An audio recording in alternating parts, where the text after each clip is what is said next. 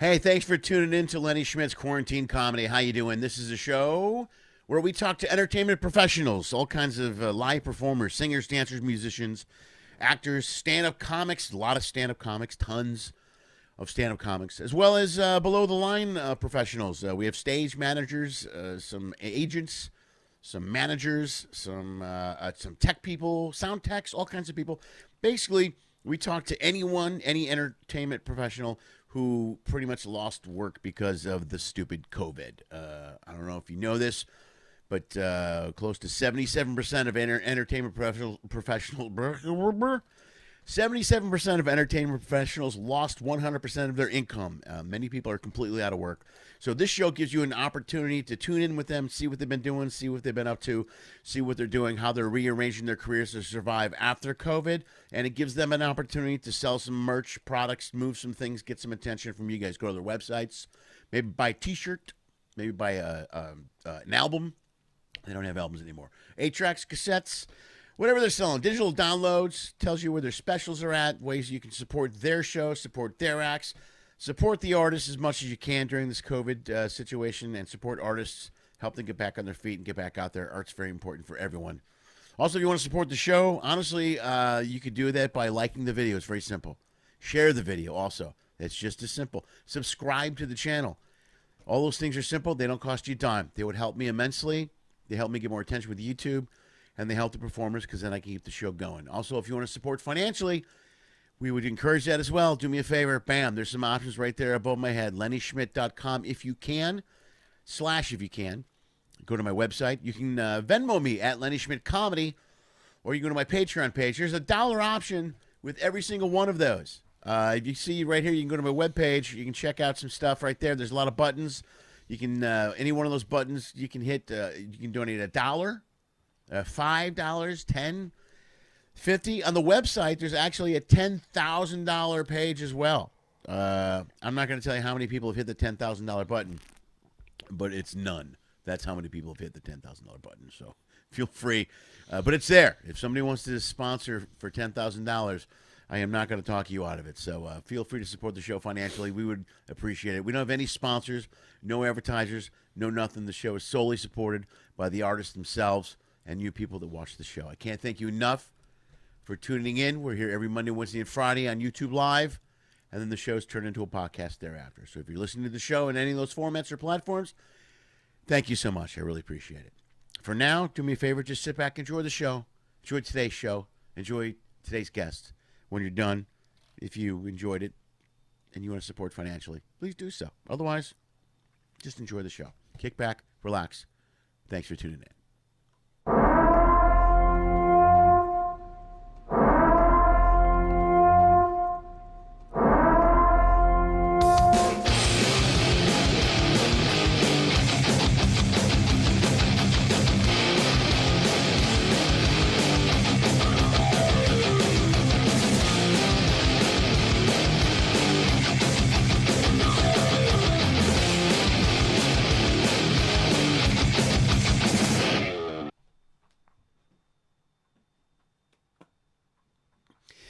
I love that song. I don't even know what it is. I don't even know what it is. Hi, everybody. Welcome to LSQC.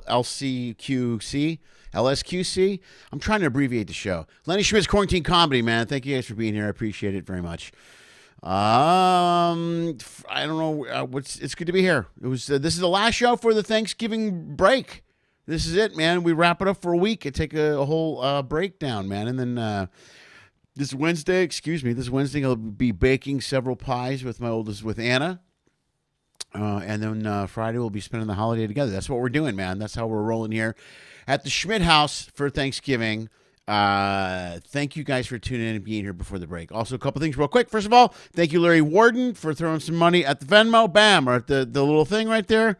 He hit the PayPal on the page. That was great, Larry Warden. I appreciate that very much. Thanks to the Mulligans, Tammy and Vincent, who we had dinner with, the girls and I, 2 nights ago down in Anaheim while they were in California. Or they live in California. I'm sorry. I'm sorry, I'm confused. I'm looking at the thing. That was Larry that kicked the money, right? No, it was Larry. Yes, it was Larry. Is that right? I think so. If I'm wrong, please tell me. I don't want to give credit to the wrong person. The Mulligans, Tammy and Vincent, we had dinner at Joe's Crab Shack in Anaheim. As they came down to Anaheim to hang out for the weekend. The girls got to hang out with them and meet them face to face. We had some dinner. It was great. It was a great evening. We hung out and just had a quick dinner. It was fun. They came down.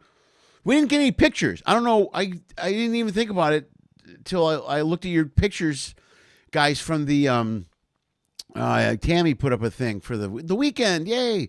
And there was no pictures with us. I don't know why we didn't think about getting pictures. That's so lame. But dinner was great. It was really fantastic. It was nice to see you guys. It was nice to hang out before, and they kicked us out for the curfew. It's great. It's great. It was a typical, New World Order dinner. It was great. Is your dinner good? Thank you. Yeah, it was good. Now you have to leave. Please, you have to leave by 10. You have to get out. You have to go. You have to go. Everyone go. You want a box? Boxes? Boxes? Yeah, we'll take. Yeah, can we thanks. Yeah, we were the last people out of there. So they kicked us out in Anaheim. But it was a great dinner. It was a great time. It was great to see them. What else is going on? Not a lot. What's going on in the news, man? I was going to mention the news. Not a lot going on in the news. You know what? This transition stuff, whatever. Blah, blah, blah. All the cruise news is bad. If you're expecting any good cruise news, I don't have any for you. If you live in California, down here in the Purple County, happy holidays. Stay home. Don't go nowhere. Do nothing. That's it. You know what? I highly suggest you go out tomorrow and buy some wine or whatever your liquor of choice is, and stay home and just drink yourself silly for like 3 weeks. We can't go out for 3 weeks. I think that's the rule. I'm pretty sure.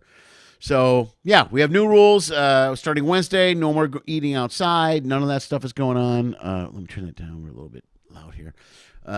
So that's it. That's what I got going on. Let's see who's here watching the show.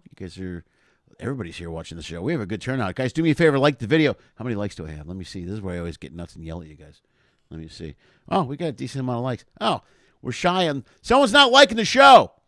Sorry. Larry said the $10,000 button isn't working again. That's the best. Thank you, Larry. I appreciate it. I apologize. I'll have to get the Kids from Westview to work on that button to get it fixed. I knew there was something wrong. I'm not getting any $10,000 donations for the podcast. That just seems totally messed up. That's totally wrong. Steve Risman is here. Hi, Steve. Good to see you. Am I pronouncing Risman correctly, or is it Reisman? There's no E in the middle, so I'm going with Risman. Steve is from Chicago. I don't know what the weather's like back there, but the weather's cold here in California. That's all I know. Relatively cold.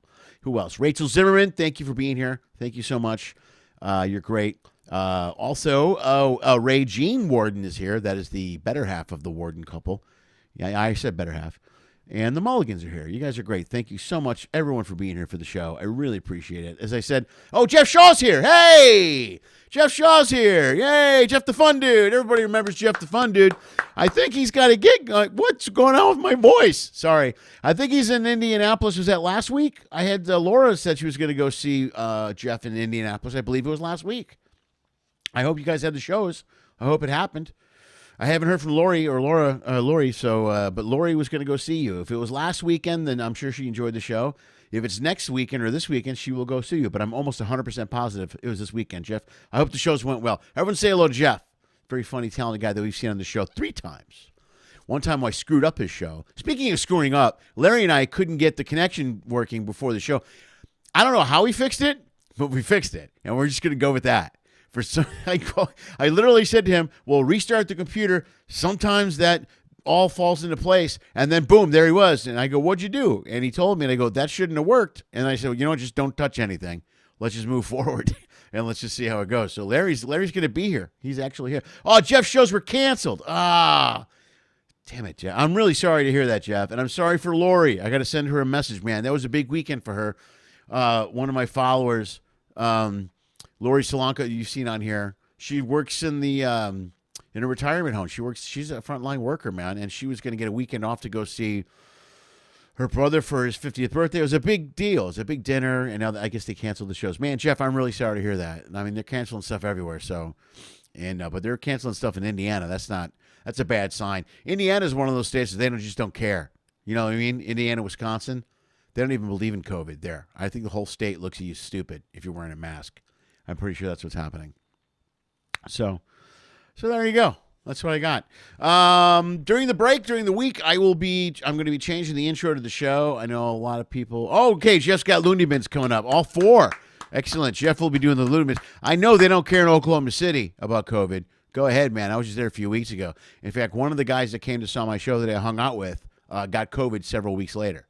He sent me a message, and he was in quarantine. So, but I didn't get it because the time was off. I called the doctor. You know what? They keep saying it's easy to get a COVID test. I don't know how easy it is to get a COVID test because I've tried 3 times online and had an appointment, and they canceled it both times. So maybe I'm not trying hard enough, or maybe I'm not using the right link. I'm not sure. So the problem is I feel good. And the first 8 questions they ask you are like, do you feel good? Do you have fever? And all this. I got no symptoms. I got nothing. And then they go, don't come in. Don't waste your time. So, whatever. Let's get to it, folks. We got a lot to cover today, folks. My first guest is a good friend of mine. I've known him for. You know what? I've actually known him for, I want to say 25 years. I met him at the LA Cabaret that Ray Bishop used to run in Encino. In Encino. And ironically, my daughter now works across the street from that place. It's a Chinese place now. It's a Chinese food place. But I met Larry there years ago. And back then, Tommy Davidson was the house MC, I think. And he was, man, that was before the In Living Colors, before he got on that, before he moved on. But it was a great club. I love that. It was a great club. And then that was back when there were like 19 clubs in L.A. But anyway, that's the first time I met Larry, and here he is right now. So let's take a look at my good friend. Let's get a taste of my good friend, the one and only Mr. Larry Omaha. Things I have to. Whoa! What was that? Hold on a second. What? Oh, hi, bro, Larry out right away. That's not right. I'm going to try to reload that while we're talking. Folks, Larry's right here. Say hello to Larry, Larry Omaha. Right here. Hi, Larry Omaha. How are you, man? I don't know what happened. I'm going to reload I'm your great. Thing. I'm good. We met 25 years ago, but we really became acquainted when we both auditioned for the Ships at the same time. We did the same night. That's right. We signed with those guys the same night. That was a wild. And then we got booked on the same. We got booked on the same cruise. Yeah, our first cruise, working together. Right, and then I owed you $20 for like 6 months. I remember that, right? We were coming home because I didn't have any. Something happened. I needed money, whatever, and he gave me $20. And then every time I saw Larry, or every time someone saw Larry and worked with Larry, my name would come up, and he'd go, "Tell him he owes me $20." And it was like it was a running joke forever. So like, I eventually got it. Joke? It was. I thought it was very funny. It's hilarious.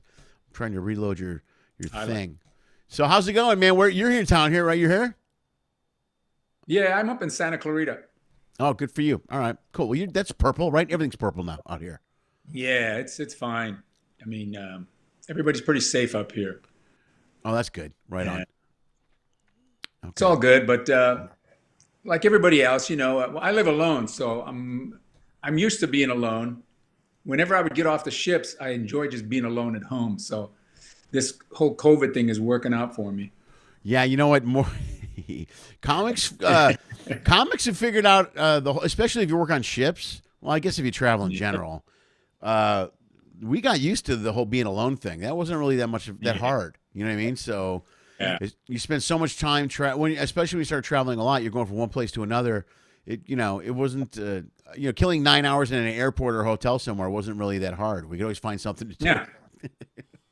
Once in a while, I do get lonely, and I kind of wish a Jehovah's Witness would knock at my door. Do you give him? Do you let him in? You sit him down, have a conversation. I would now. Make coffee. They'd be like, I got to get out of here, man. I can't sit around here all day. And then the Larry guy's free. Yeah, that guy's too. They're even telling. You're on the flyer when they go out. They're, hey, don't go by the Omaha house. I wouldn't do that if I was you.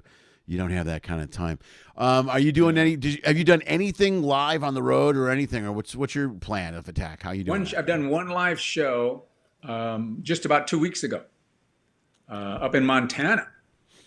I performed in Montana on the Friday after the election, before they had said Biden was the winner.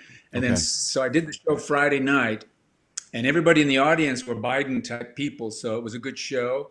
Sure. And then, and I made sure they sprayed the microphone before I went up. So everything was good. Yeah. But then the next day was Saturday, and they announced Biden was officially the winner, and everybody in Montana were Trump guys. So I'm walking around the streets. I'm walking around the streets of Billings, Montana, seeing everybody sad, and I wanted to kind of scream out, "Hey, my guy won!" Oh, dude. But you got to be careful. probably would have got my ass kicked. You probably would have.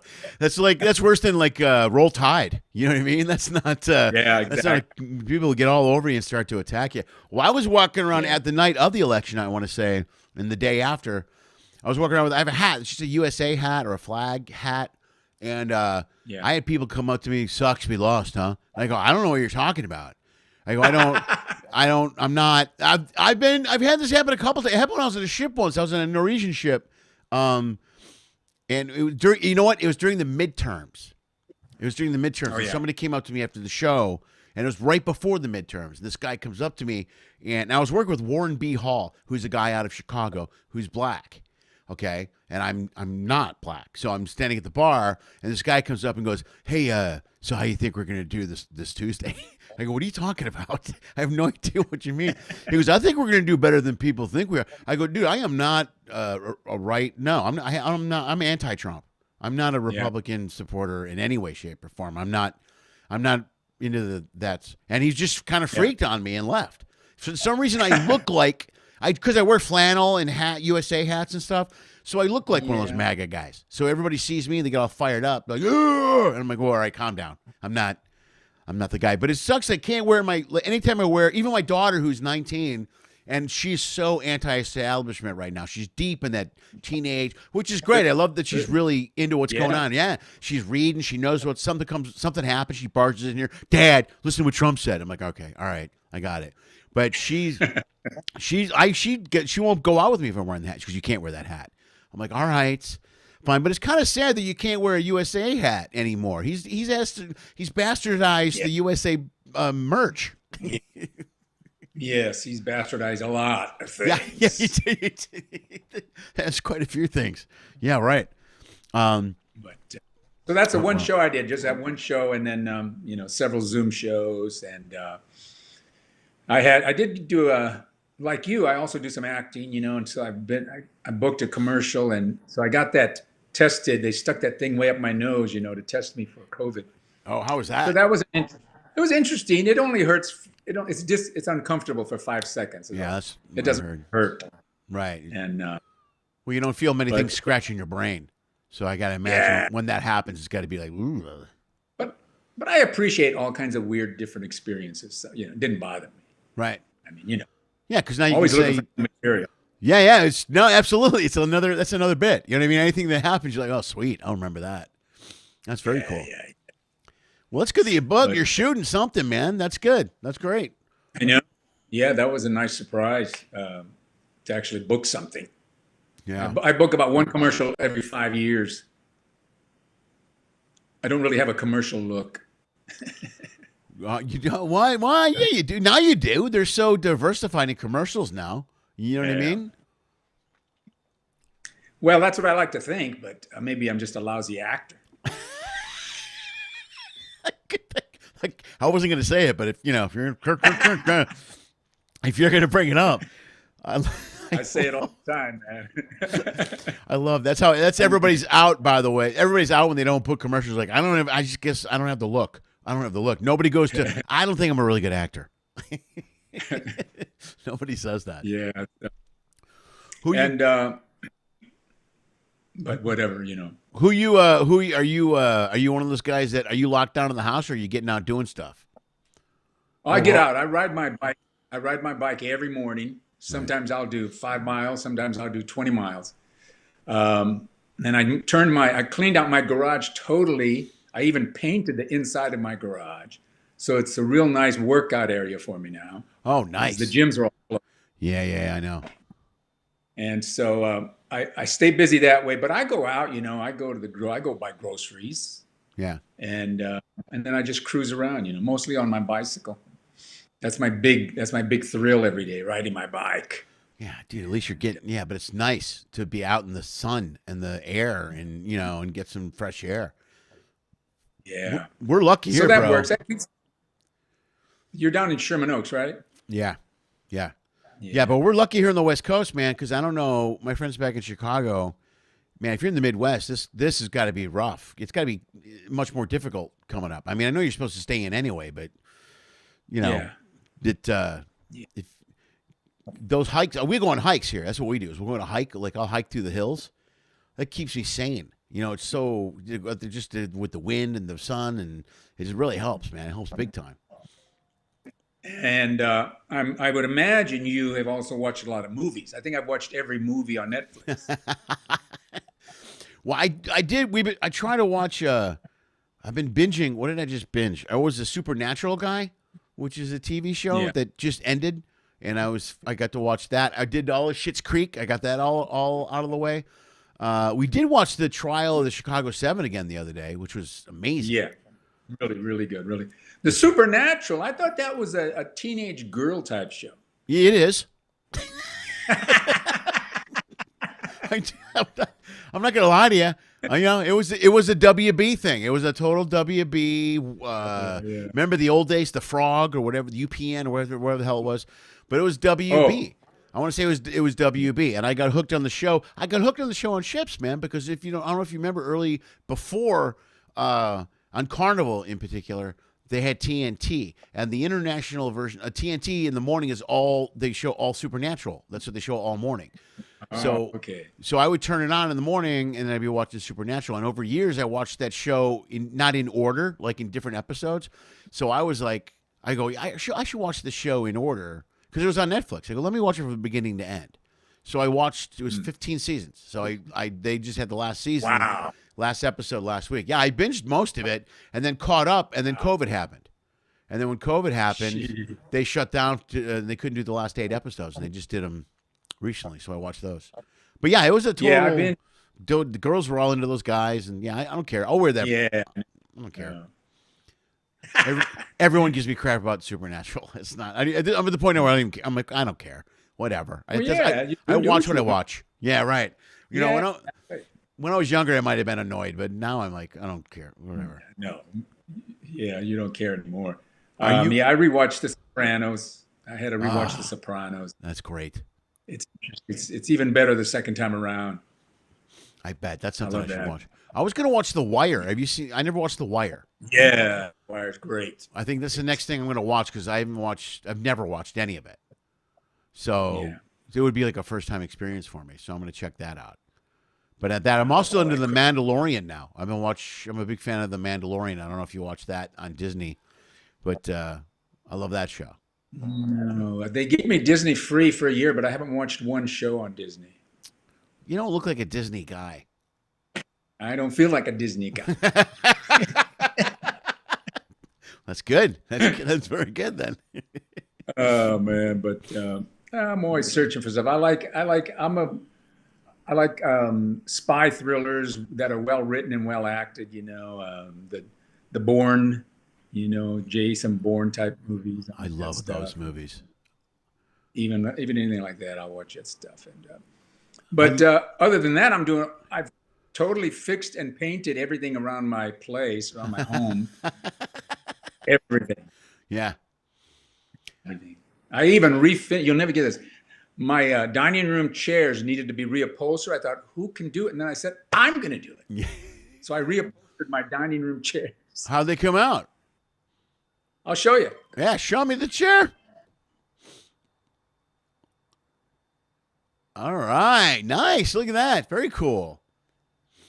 What is that? Alligator skin? Larry, don't play. I don't play around, man. No, you go. You're going to jump in. You're jumping in hard. I'm impressed. I did. It was amazing how much time you have. Like, how little time do we have at home?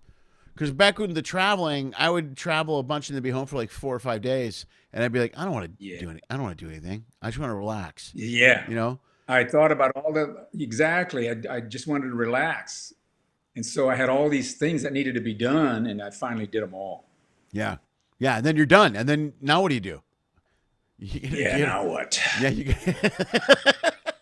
Dude, I got some stuff I need fixed here. I said, I'll call Lenny, see if he has a spot for me on this podcast. On the podcast. You're one of the guys I booked originally, I think, and then got a show, right? Didn't something you're supposed to be on before, or we were going to do it? Well, yeah, I flew up to Montana. Right. That was that gig. That was hilarious. Right. Yeah. That was the Montana gig. Yeah. I think the magic trick is to book the show, because I've had a couple of people cancel because they got gigs. And I'm like, good. No, good for you, man. I can fill the spot. Trust me, there's a million comics sitting around with nothing to do right now. You know what I mean? Yeah. So, but if you can get a gig, man, that's great. But I try to use the time also write. I've been forcing myself to write more, even though a lot of times I didn't feel funny at all because of everything that's going on. Yeah. But I just been digging into my life, memories, a lot of crazy memories, Like my first job ever was a shoe shine boy. I was like 8 years old shining shoes. So I'm just digging in. What happened? What thing used to happen? And I learned a lot about people being a shoe shine boy. I learned that bankers are the cheapest. Bankers don't tip. I had one lady who used to tip me real good. For a 25-cent shine, she would give me $1 tip. And I told my dad about her. And he goes, oh, yeah, that's Maria. Everybody knows her. She's a lady of the evening. I go, what's that? He goes, well, she's like a comedian. She gets paid to make men happy. So I said, well, gee, when I grow up, I want to be a lady of the evening. And I guess I am. Yeah, you make men happy. Yeah, good for you. Yeah. Right on. And women. Men and women. See, there you go. Hey, some people make everybody laugh. I've just been digging, trying to write new stuff, and hopefully it'll pay off. I don't know, because you got to have an audience to find out if it's really good or not. But dude, that's the hardest thing I'm having. I'm impressed that you're writing now. I have a hard time with that because you don't have the release to test it. You know what I mean? I write something, I'll look at it and go, oh, this is great, and then it sits there for weeks. You know what I mean? What are you supposed to do? My kids are sick of me. You know what I mean? I'm like, what do you think of this? And they're like, stop, Dad. You got to. You got somebody to bounce it off. Yeah. I don't think my kids never. My kids admit, they go, yeah, Dad, you're funny, but I don't ever remember them laughing at my jokes. Oh, really? Now, my kids give me crap for. Well, I get the whole boomer thing a lot, and then and I'm a boomer and dad jokes, and they're always. I'll get a lot of groans. I'll get a lot of. Hey, did you do this? Did you do this? Now, I don't know. When my daughter was 12, she would stay with me for the summer, and I would take her to the clubs with me. And some of the clubs were strict; you had to be 21 to get in. Right. And so I would tell my daughter, be sure and dress up tonight. Put on a nice dress, do your hair, put on makeup and high heels, because I got to get you into this club like you're 21. So she would do that, and we'd have no problem. We'd walk into the club, no problems, no questions asked. Then the next day, she'd want to go to Disneyland. I'd say, okay, but I want to get you in for under 12, so I need you to dress down. It's the best of both worlds. Because I was always trying to save money. Right, hold on. I was a broke, divorced man. Yeah, I know that. I hear you, dude. I live that life now. My kids live with me now, though, so it's a little, it's a little. Wow. They won't play young though. They won't go. Like, I remember when I was a kid, my mom used to do that whole if they ask you're 8 or whatever. You know what I mean? Like there's a certain age cutoff or whatever. So everywhere, and we'd do it, because you had to do it. My kids will never do that. I'll be like, guys, if they ask, tell them you're 12. Dad, there's no way. I'm telling. They're so mad. I'm like, all right, I'm so sorry. Did you guys ever? Did your parents ever sneak you into the drive-in theater, putting you in the trunk of the car? Oh yeah, and food. Yeah. And we had a whole trunk full of food, and it would be one or two brothers, and then we would bring 2 or 3 friends in the back with the food. So they'd be in the trunk with all the popcorn, because we popped our own popcorn. You know what I mean? And we'd bring all that to the movie theater and sandwich. But yeah, once you got in, and then you got out of the car, and sometimes the guys would go walk around with the other friends and stuff like that. You know what I mean? Well, like we would do family night where like 4 or 5 different families would go together, and we'd put as many kids in the trunks as we could. So 4 cars would drive in. You know, we'd have like 20 kids, but only 4 would get in or whatever. Yeah, we did it all the time. There was a drive-in not even a mile from our house. We went all the time.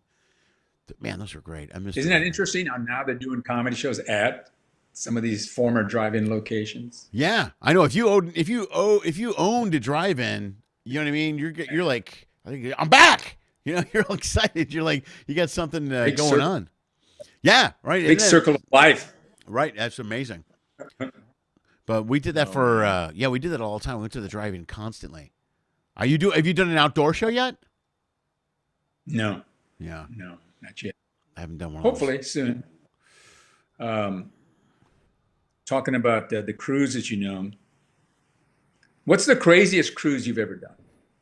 The nude cruises easily. I've done 3 of the nude, the naked cruises, nude one. The fully nude cruises. Yeah. Have you done one of those yet? Now, was it men and women? Nude? Oh yeah. Oh, it's everybody. It's everybody. Because Stanley Ullman. Yeah. He and I were booked on Carnival Paradise. And they called us the week before. They go, hey, look, we're going to have a private party taking over the ship. And there's going to be nudity. Do you want to opt out? I go, well, who's going to be nude? What do you mean nudity? She goes, well, it's going to be mostly young women. It's called a candy cruise. I go, I think I'll still do the cruise. You ass. Look at you. I didn't get that one. So Stanley Ullman and I, we show up on the ship and they go, look, there's going to be a lot of female nudity. They're going to be getting their bodies painted and they're going to be all kinds of stuff going on. They don't care that you're on the ship, but no touching, no, stupid shit. Ogling, sure. And we didn't have to do any shows.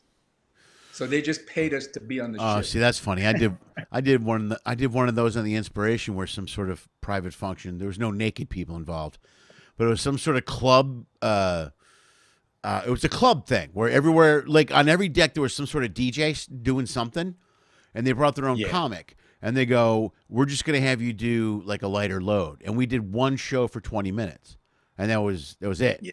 And then just hung out. Wow. And these people were nuts, and they were great. They were crazy. They were fun people, and it was a great time. And it wasn't chaos partying, but there was a lot of heavy partying going on. See, the new cruises I did, no, the new cruises I do are the ones where the women look like me. You know, it's a lot. Yeah, it's a lot of Ernest Borgnine looking women running around the ship. You know what I'm saying? I found this: the cuter they were, the more clothes they wore. Like there was a couple of girls that were really, really hot, and they would wear robes and they were dressed up. But for the most part, it was guys my age or older walking around completely naked. It was not. It was different. You know, the gym was not a good place to go to. It was not. It was not good. Yeah, I wouldn't like that. Ours, we were very lucky then because ours was 90% naked women, and then a lot of rich men. Of course, the rich men all kept their clothes. Yeah, they all kept their clothes on. Really? I didn't see that coming. Hot naked young girls and rich men. It was very strange eating breakfast and then watching naked women walk by. You know what? Though, after a few days, you get used to it. That's one thing I noticed is after 2 or 3 days, there was the family I hung out with and talked to. It was an older couple, their kids, and their grandkids. Their grandkids were in their early 20s or whatever, and one had just gotten engaged. But I talked to that family after every show. And at some point, we're just standing around. They're all naked. I'm not even blinking. You know what I mean? You're just used to it. You're like, hey, what's up? Blah, blah, blah, blah. It's different, though, man. That one's crazy. That was the one. And then there was some cruise I was on where it was a lot of ladies of the evening from Vegas. Yeah. And something happened. You know what was great? It was a great gig because there was the guy that was with them who was their chauffeur or whatever, you know what I mean? Yeah. He was kind of in charge, you know what I'm saying? And yeah. So, but he bought all of my CDs. It's like I had a bunch of CDs. Wow. He's like, "Do you have a CD?" I go, "Yeah, I got them right here." He's like, "How many do you have?" I got like 25. He goes, "I'll take them all." I go, "Oh, okay." So I just sold him 25 CDs, and then he goes, and the girls are all they're rowdy and they're young and they're crazy, and they're, "Hey, we're gonna go. There's a party. Do you want to go hang out at the party. We're going to go to this party. And I go, no, there's nothing but trouble for me in that party, man. It just did not look like a good place for me to hang out. It was a lot. And eventually the girls were naked and there was chaos and the security showed up. I heard about it the next day. And I'm like, I am so glad I did not go to that party. Yeah. Yeah, because it's somewhere where you're we like don't me. belong. Yeah, you know how to avoid trouble. I always know how to avoid trouble. I do now. When I was younger, I didn't. But boy, you learn. And well, I did too. Yeah. Did you ever get arrested when you were young? oh yeah, I've been arrested a few times. Got a couple of DUIs, a couple of I got a couple of DUIs. DUIs are a long, long time ago. I was just thinking, I haven't even had a moving violation. I have one moving violation in the last 25, 30 years, maybe. And it was wrong. I even told the cop I went to fight it, and the cop was like, oh, "You're probably right, but the judge is going to probably take my side." So and they put me on that whatever you call it. I don't even remember now. When you get a ticket, there's something you can do that doesn't go on your record, but you pay an extra fee and whatever it is. I can't remember what it is, but it's I don't know. It's not probation, but it's some sort of whatever. But it stays off your record, so it doesn't affect your insurance. It's a scam. It's another city scam. Yeah, I know. Where they get an extra $200 out of you, and also because I hadn't had a ticket in like 20 years, so they're like, "Well, we can do this for you." I'm like, "You jerks." Yeah. Okay. I recently drove through a few months ago. I was rented a car and I'm driving through Iowa, and then a month later I get a ticket from Iowa because they had a camera hiding somewhere, and they go, "Pay the $100 fine for speeding, and this won't go on your record." Well, I paid the $100 fine. Oh, see, they do that all the time, man. Yeah, it's just another. But anyway, it's like a talking about getting arrested. Yeah, I got arrested first time when I was 9 for receiving. Why? For receiving, it was for receiving stolen money, but I didn't really know it was stolen. Someone else stole it and then was passing it out to us kids at the playground. Right. We all go to the movies, watching James Bond, having a good time, and then the movie stops. The police come in, handcuff us, 9-year-old kids. They handcuff us, take us to jail. We got accused with stealing money. Are you serious? And they stopped the movie and everything? We got sent to juvenile hall for a week, and then we went to court, and blah blah blah blah. The judge says, "Don't let this happen again," But we got screwed, It was just, you're a 9-year-old the person kid. who stole the money. Yeah, the person who took the money never went to jail. We did. Right. So a lot of crazy shit like that when I was a kid, and it taught me how to avoid trouble, how to avoid certain type of people. Right. And we talked about this. We talked about this before. I think when we worked together, because I know that you had a wild side when you were younger, and now you're the most mellow, calm. You're like you've learned. That is definitely a guy that's learned from experience to avoid trouble and BS. I drank a lot. I drank a lot when I was young. I started drinking when I was 13, and because I was very unhappy. I was very unhappy, and the alcohol gave me courage. False courage. And then I got married, and then one day my wife is waking me up, and she goes, "Wake up." I go, "Why are you waking me up on Saturday? I don't work on Saturday." She goes, "I know, but you can't sleep on the lawn." I drank so much. I drove home drunk. The car was on the lawn. I fell out of the car onto the lawn, and I slept there all night. Oh man, that's how crazy. That was the last time I ever got intoxicated. Really? Like you have drank since then? Yeah. I'll sip a little wine once a year, on New Year's Eve, and that's about it. Right. I don't need it. I don't like the taste of alcohol. I don't like the way it makes me feel. Right. It just isn't good for me. Yeah. So I learned. And pot, I don't smoke. Do you smoke pot? I'm more of a gummy guy. Oh, you know what I mean? Like gummies are pretty good. Yeah. And I'll be honest with you, I haven't really smoked pot for years because of the ship thing. It's a rule. You can't, you can get drug tested. So when I got on the ship, I just said, well, I just won't smoke. I was never one of these guys that hit it or would sneak on urine. I never understood that maneuver. I was like, I just won't smoke it. And guys are like, that's bull. No.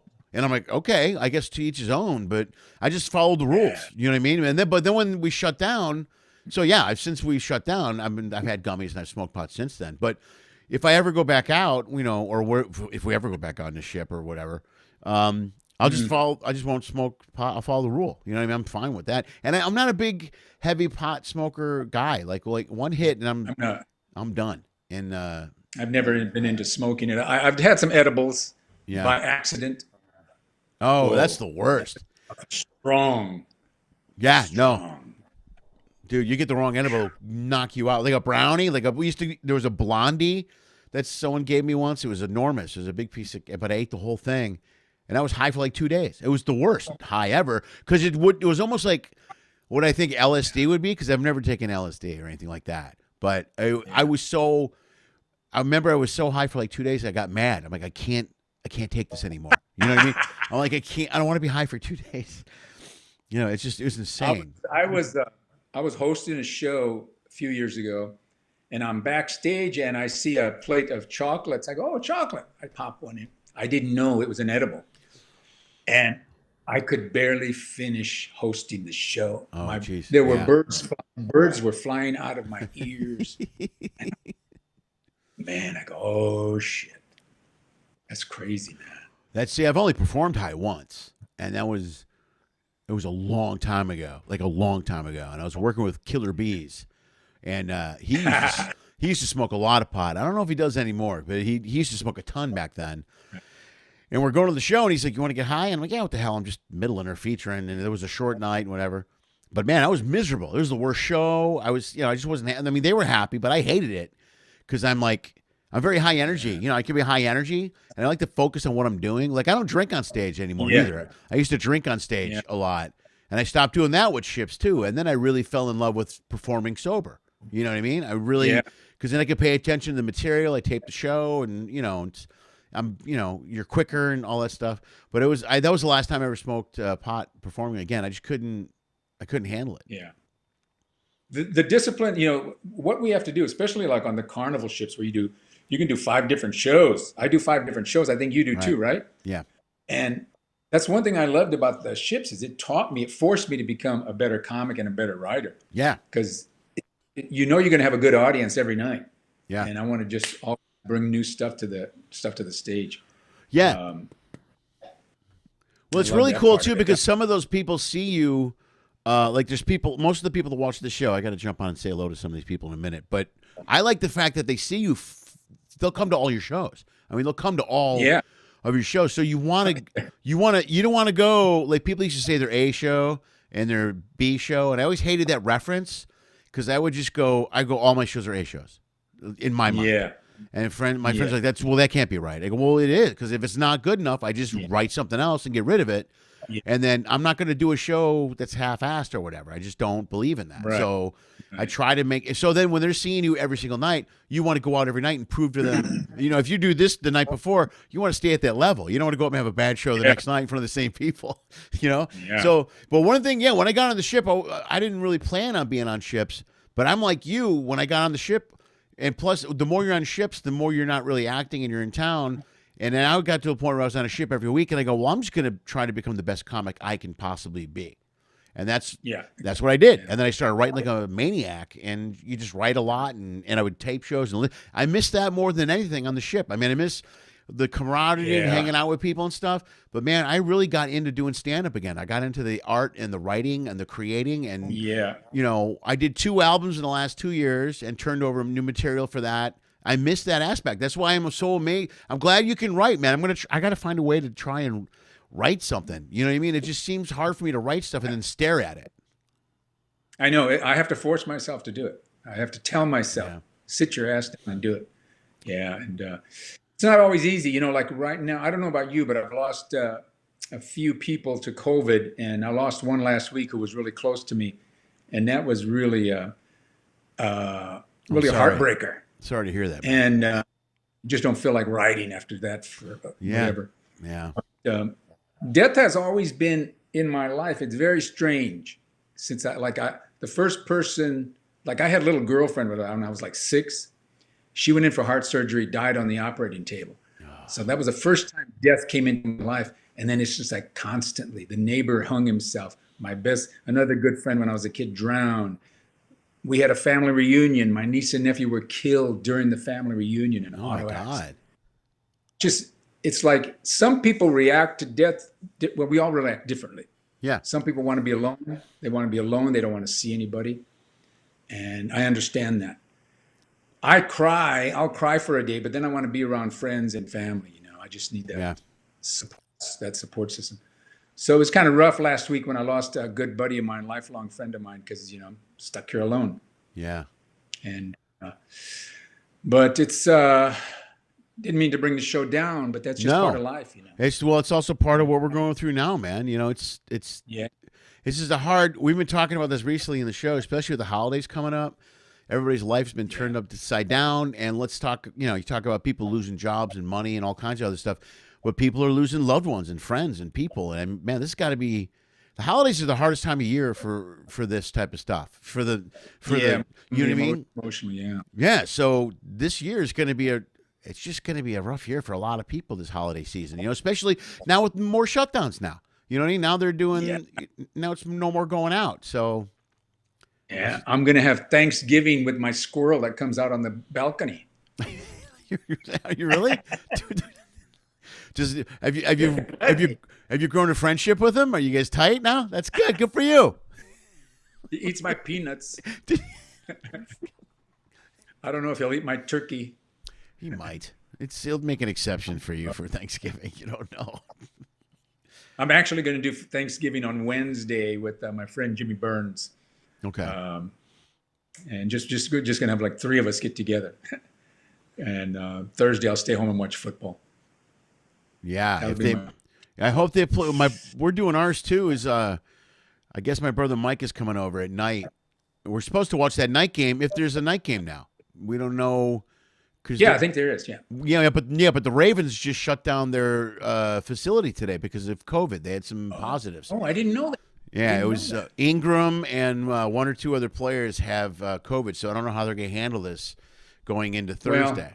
So they were losing a lot of games anyway, so it's best if they take some time off. Well, my brother's telling me this week is so far they've been able to remake these games for the most part. You know what I mean? So they're all caught up, but this is the last week. I think that they can do anything because there's no more buys after this. Once the buys are gone, because then they go into the playoffs. They don't want to postpone things like the Super Bowl and the playoffs. And I mean, I don't know what they're going to do, but I guess, COVID's COVID. Yeah. You can't just shut down COVID, Who's your team? Chicago?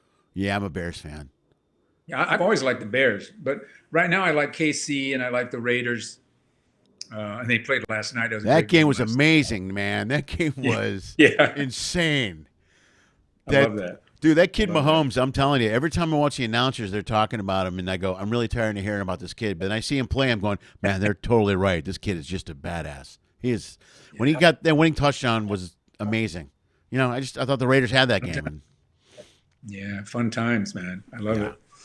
Yeah, it's not football, I'll tell you, the worst time of the year for me is when football season is over and I don't follow baseball. So geez, that's rough. Okay. When football is all I follow. So when it's not football season, I just feel like a big sissy. Nothing's happening in my life. That's such a big letdown after the Super Bowl. Yeah. You know what I mean? Because then you're like, it's another 6 months before any football. And that's always kind of a dead area time, too. Because I like baseball. Yeah. I like baseball, but there's no baseball right when football's over. So there's just basketball and football. I'm not really a big basketball guy, or basketball and hockey. I'm a hockey fan, but I'm not really a big basketball fan. So and the only sport I play myself is like billiards. So, and that's all closed down right now. So do you have a pool table? Do you have your own pool table? No, I wish I did. Too bad. That'd be good. I could kill some time. Yeah, you and the squirrel could shoot some pool. Oh man. I could clear out maybe I could clear out my living room and put a pool table. Your place is going to look like a frat house. I don't You go from grown man house to frat house in about a month. I got a pool table. I got bingo. I got pinball. Got it all. Got stuff to do. I could do that. I could do that, really. Hey. Oh, hey, Jimmy Burns is watching the show. Oh, my gosh. He just made a comment. Okay, look, I got to jump on board and say hello to some of these people. Yeah, he said he wants to know if you want to bring the squirrel on Wednesday. I'll bring him. Okay, he's gonna bring him, man. Just don't cook. Just don't what? Don't cook him. Don't cook him. No, okay. Jimmy Burns is here. Who else? Alex. Hey. Okay. A lot of the people that watch the show and tune in, I always say this. I don't have a huge following, but I have a loyal following, and they're really, really awesome. And a big chunk of them are from cruise ships. So, nice. One of my big supporters, Alex, said that he saw you on the Bliss last year. Yeah, and he said you were. Said you were funny.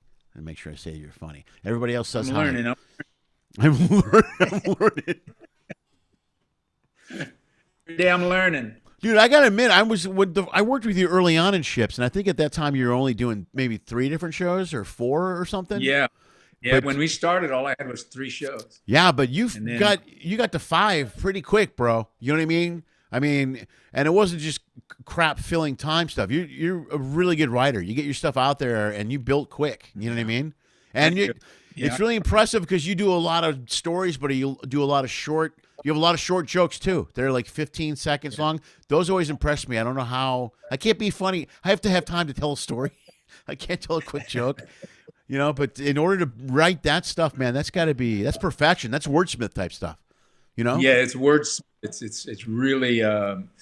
I just always when I started doing comedy, I go, I don't like silence. I need to hear laughter, so I would just naturally do short jokes. Oh, right, that makes sense. Yeah. And then now, later in life, I'm more comfortable with silence, so I do longer bits. Yeah. And it's a good balance for me, No, it's a good balance too, because the crowd doesn't get into a predictable rhythm. Right. Yeah. So I start off with short jokes, then I do long jokes, and then I finish with short jokes. Bam, bam, bam, bam, bam, bam, bam, bam. And it works for me. All right, dude. Hold on a second. I'm going to see if I can play your clip again. Let's try this again. Let's see. Let's see if I can play it. I don't know what happened last time, but let's give this another shot. This is Larry. You'll see a couple examples of the short jokes here, and I think one of these is kind of long. But here we go. Let's give this a shot. Larry Omaha. Things I have to do. I did a show at UCLA. Professor came up, said he could determine my ancestry by the structure of my cheekbones. That's embarrassing when guys look back there. Freaks everywhere, man. But I'm happy to be alive because childhood wasn't easy. Yeah, we didn't have anything, man. All our toys were donated, defective toys. I had a Scrabble game with no vowels. How many points for g-g-g?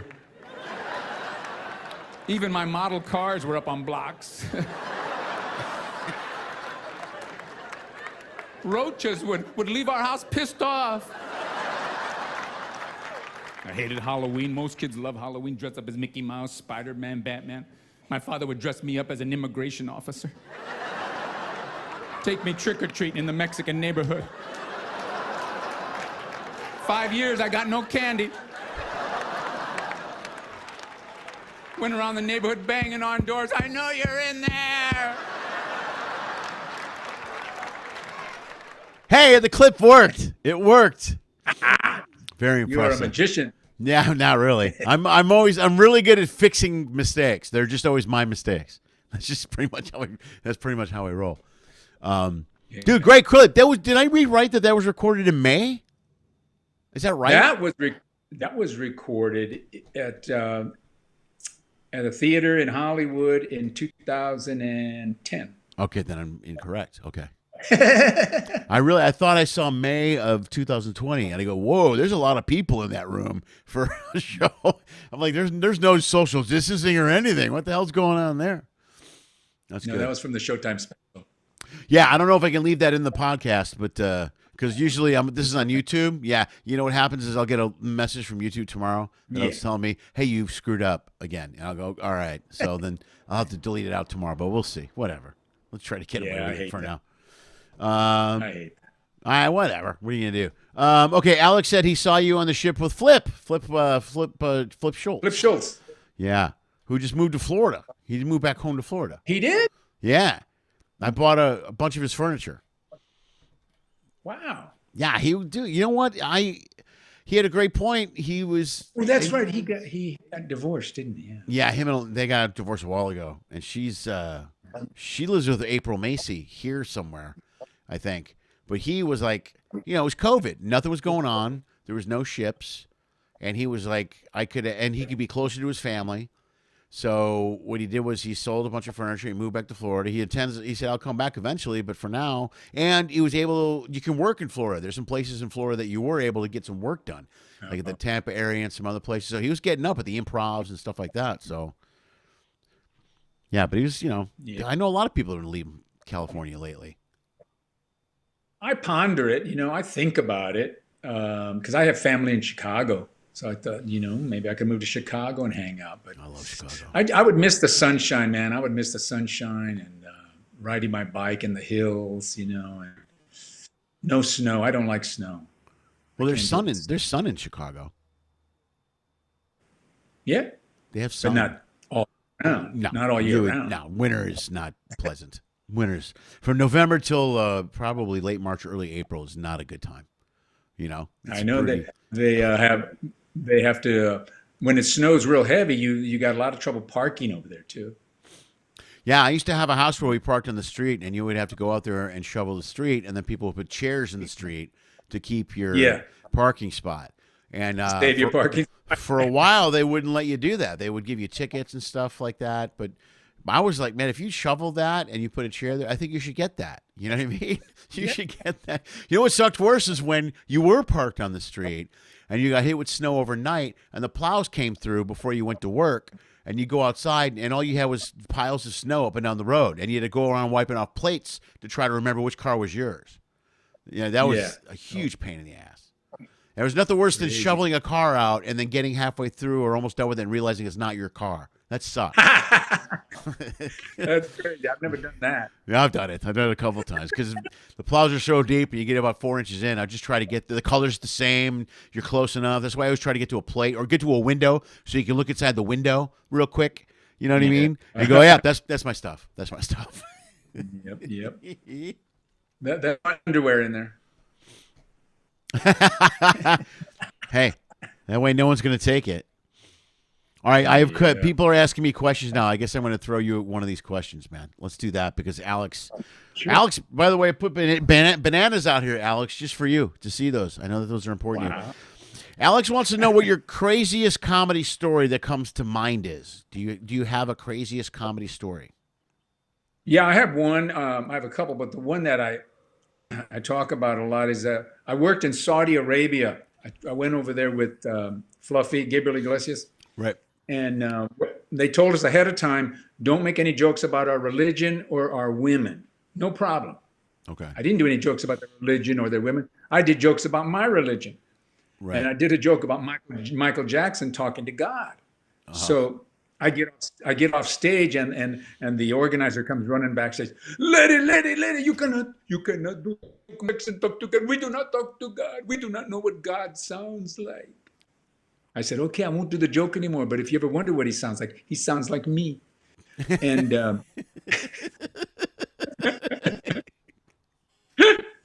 he goes, that's funny, but don't do it on stage. Don't do it. Don't.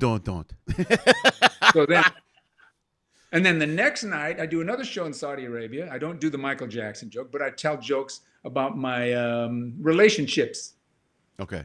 Lady, you cannot do jokes about the women. You cannot do jokes about the women. I go, I'm talking about my experiences with women, not yours. No. Anyway, they banned me from Saudi Arabia. Oh, no, you're banned from Saudi Arabia? Really? Banned from Saudi Arabia. Dude, that's hilarious. Yeah, for a while I was billing myself as banned comedian, banned from Saudi Arabia. Yeah. Oh, that's so funny. That's great because you're not that offensive. To hear you're banned anywhere is hilarious to me. You know what I mean? For the most part, you're really working not being very offensive. You know what I mean? Right? Exactly. I'm a very non-offensive guy.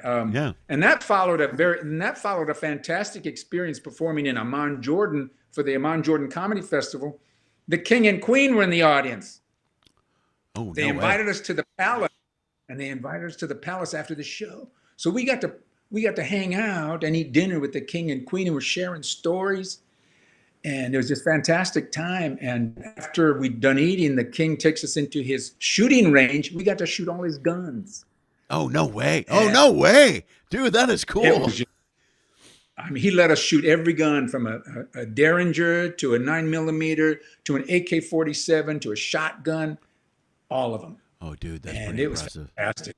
It was really, we didn't want the night to end, man. It was fantastic. Yeah. And to this day, I still communicate with the king. We're kind of buddies now. Are you really? Is he still the king? Yeah. He's still the king. Yeah, because they don't. He was vote, on 6. They don't vote him out or anything. You're the king forever. No. Right. He was on 60 Minutes last year, and I sent him an email telling him what a great job he did, blah, blah, blah, blah. He sent me back a fantastic letter with a big folder and everything and pictures and everything. And it's kind of cool. Kind of cool having a king for a friend.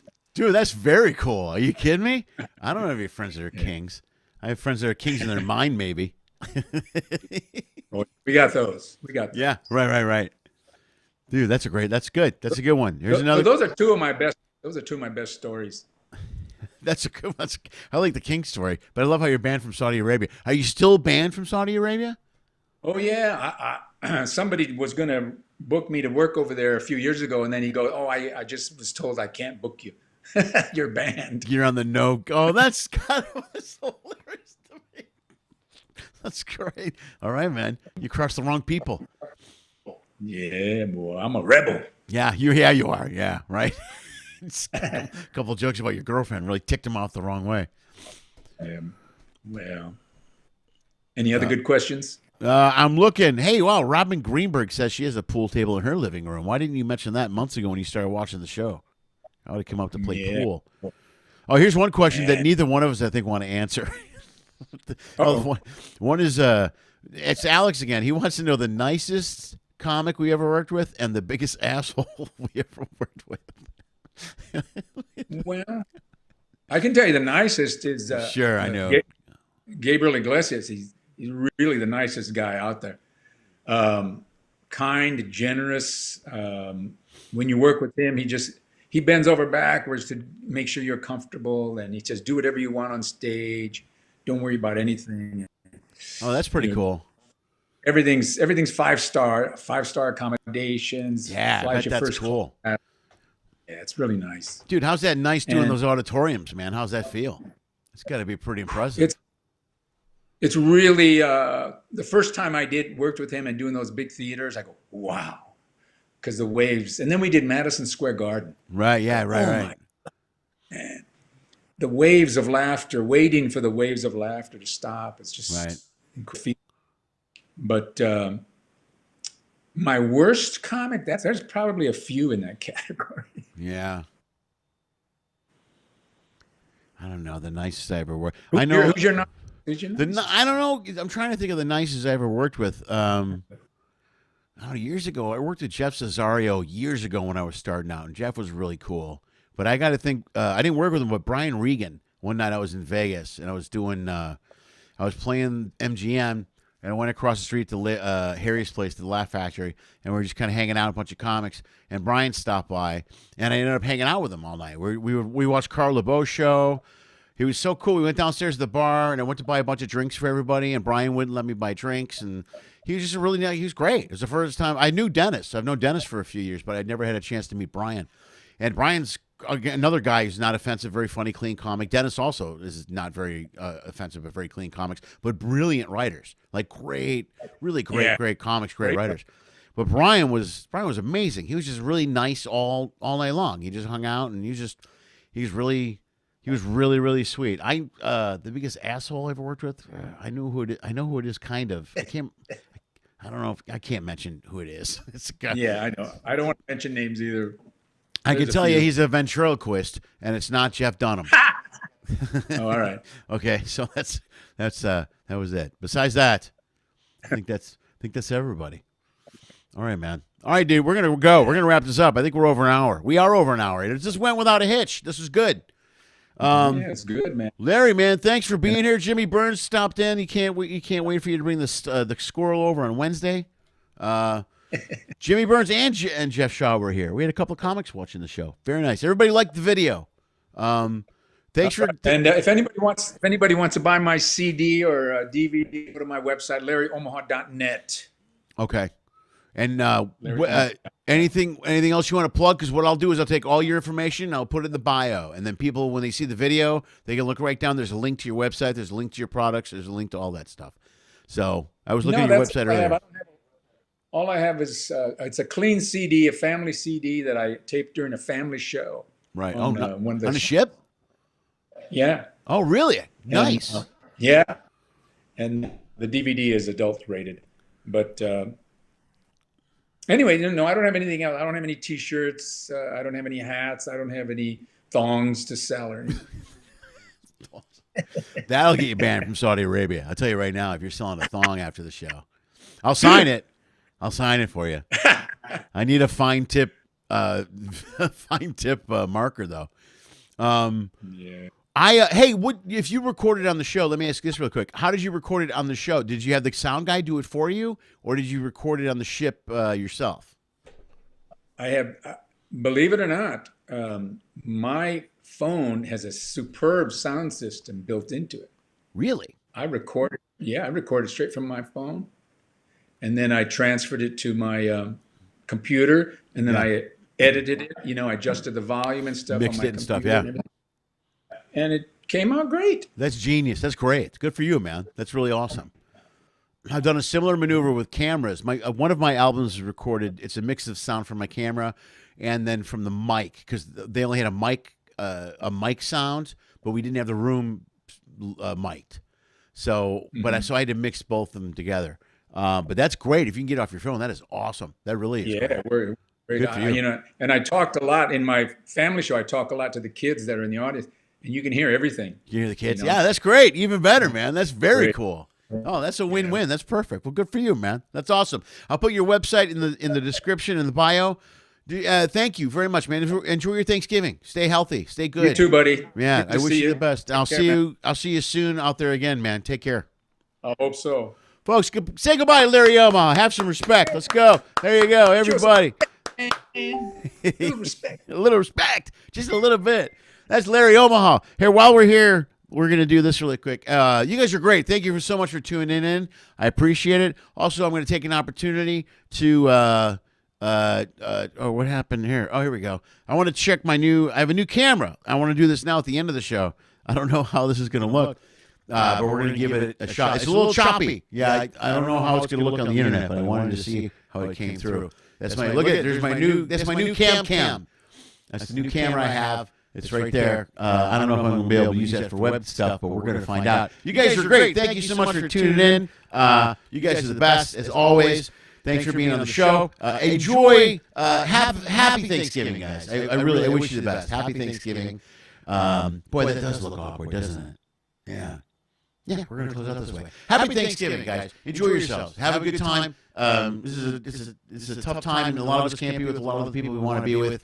But spend time with whoever you can, and enjoy the people you're with, and enjoy your Thanksgiving. And be safe. Be healthy. Do the right things. Make the right decisions. Be smart. And be with your loved ones. And I can't thank you guys enough for everything that you've done on this show. All the support that you guys have given me.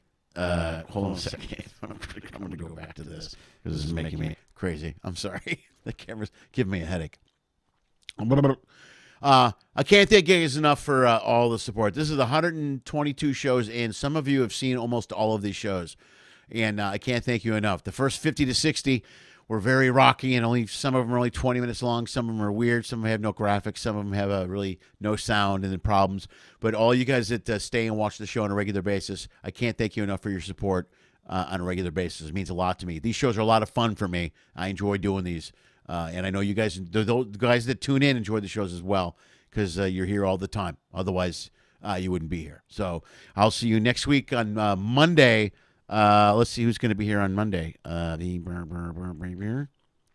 Next week we switch to next week. So we switch to Monday and Wednesday for the show. There won't be many more Friday shows. Occasionally I'll do a special Friday show, but for the most part, we're cutting it down to 2 nights a week. And that's how it's going to be moving forward for a short period of time. Monday, my good friend Patrick Keene is here. He'll be here Monday. And John Roy, as the Chicago comic, will be here on Wednesday. Again, Happy Thanksgiving. Guys, spend some time with your family. Enjoy the next few days, man. And just enjoy yourself. Be in the moment. Lay low, enjoy the moment, and enjoy yourselves. And do me a favor, as always, sorry. As always, dream of Pinky. Lenny Schmidt Quarantine Comedy was created, produced, and is hosted by Lenny Schmidt. We live stream on YouTube at 6 p.m. Pacific every Monday, Wednesday, and Friday. Special episodes occasionally stream or are uploaded on Tuesday and Thursday. Every episode is also launched as a podcast and can be heard on iTunes, Spotify, and iHeartRadio. If you enjoyed the show, please like the video. If you really like it, share the video. If you really, really like it, please subscribe to the Lenny Schmidt Comedy channel on YouTube. You'll get updates on this and numerous other online comedy content that my dad produces. Check the info section below for detailed information on all of our guests. If you are a fan, you can follow and support them as well. Go to their page, like their content, buy their albums, purchase a shirt, any merch they may be selling. Anything you do will support performers will literally help save the arts. In fact, if you want to support this show financially, just go to lennyschmidt.com/ifyoucan or Venmo at Lenny Schmidt Comedy. If you donate as little as $1 or as much as $10,000, it will help pay for the stuff my dad keeps breaking. If you can't pay for the comedy content, that's okay. COVID sucks for all of us. Enjoy the free show. If you want to find a way to support what we do, just subscribe to Lenny Schmidt Comedy channel on YouTube. That really helps a lot. Thank you for listening to my dad's show, and as always, dream of Pinky.